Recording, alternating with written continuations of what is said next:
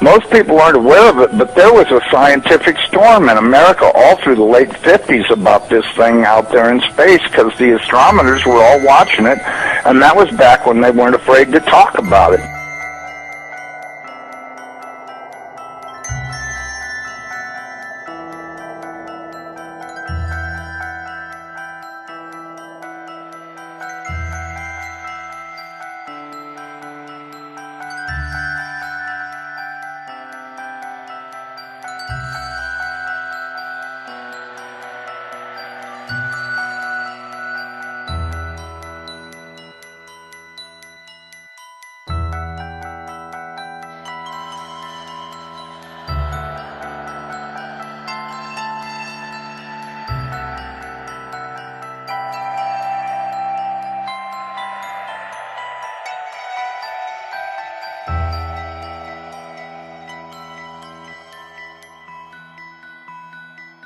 I believe that instead of having dirt on it like our planet does and water, I think this thing is just a big, bright reddish-orange iron ball, because it's giving off all this red iron oxide dust out into the atmosphere.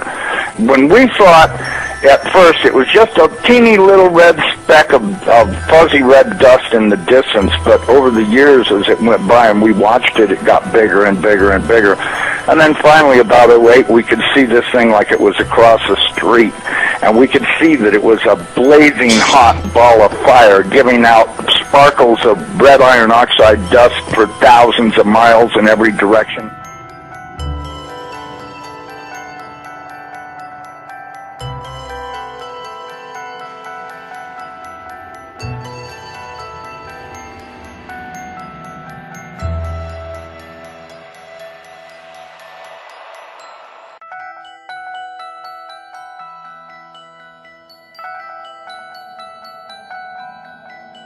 Just when you thought there could not be more change going on in the world, magnetic north is moving. Aviators know it has always moved, but not like this. It's just skipping along. It's on the move about 40 miles a year now along the polar cap toward Russia.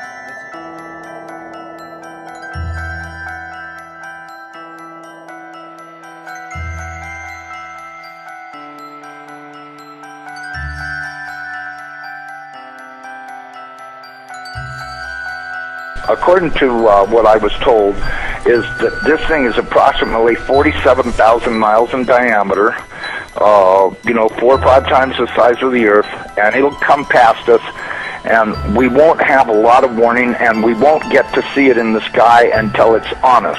I think the NASA timeline is completely off.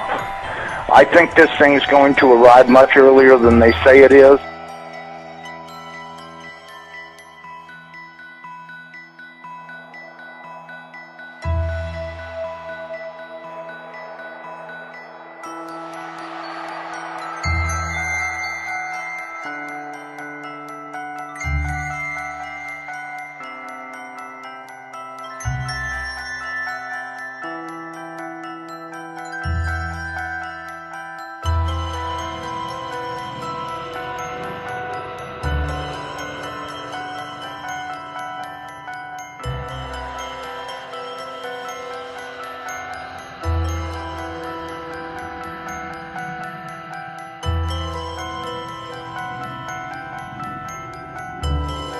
We were looking at asteroids right close to this thing. There's asteroids that are floating around right near that are orbiting the main sun itself.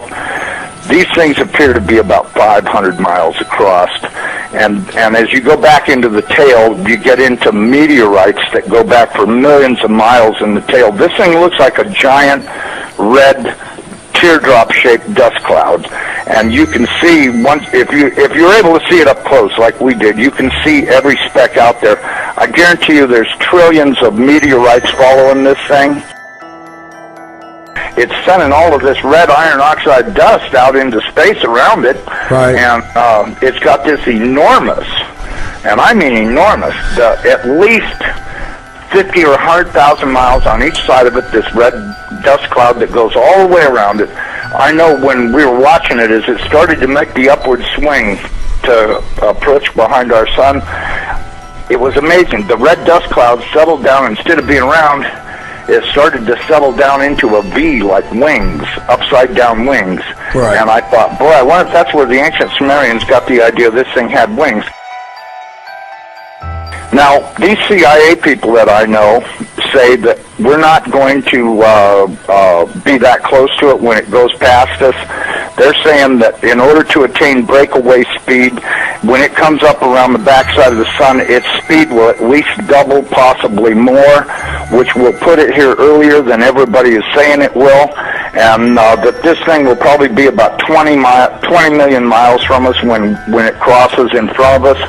And then as soon as it flips us upside down, we're going to go into its debris field tail and be pelted with meteorites.